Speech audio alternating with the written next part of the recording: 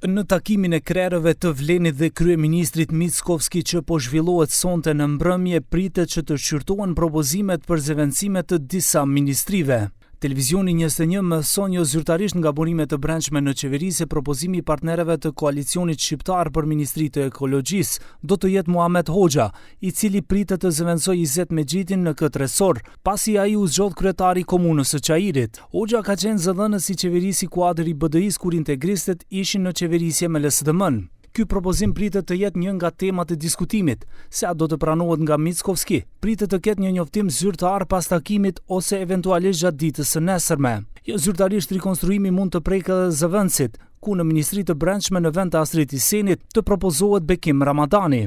Deputetja Saranda Imeri nga Vlen në emisionin Hajde Flasim tha se analizat për emrat e ri të ministrave bën në bazë të performancave të ministrave. Në opinion po qarkullojnë informata të ndryshme kohëve të fundit për zëvendësimin e disa ministrave, do me thënë, me emra të rinj.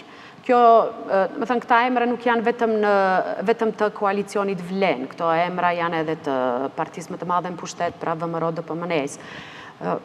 Unë mendoj se çdo parti politike edhe çdo lider që është në kuadër të koalicionit qeveritar, ka bërë analizat e tyre dhe në fund duhet të kenë ardhur në ndonjë përfundim sa i përket performancës së ministrave të cilat udhëheqin dikasterët e ndryshme.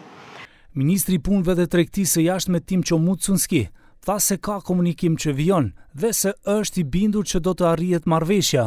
Në lidhje me ndarjen e resoreve, Mucunski tha se të gjithë partnerët e koalicionit duhet të kenë parasysh parimin për cilësi mbi sasinë. Јас сум убеден дека во следните денови ќе биде постигнат договор кој што ќе биде насочен пред се кон зголемена ефикасност на владата. Една работа што постојано и премиерот, мислам, пред некој ден ја нагласи, но дозволете ми јас да го повтораме дека не се работи за бројот на местата на коалициониот партнер. Се работи за прашањето за капацитетот на поединците, нивното знаење, нивното искуство и како тие ќе придонесат кон институциите што посакуваат да ги предводат.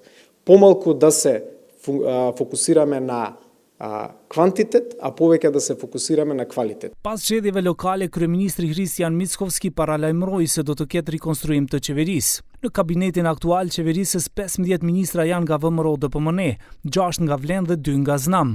Akoma nuk dihet kush nga zëvendës ministra do të ndërrohen, por nga të gjitha palët kanë bërë të ditur se do të mbeten brenda kornizave të koalicioneve, sipas marrëveshjeve fillestare për formim të qeverisë.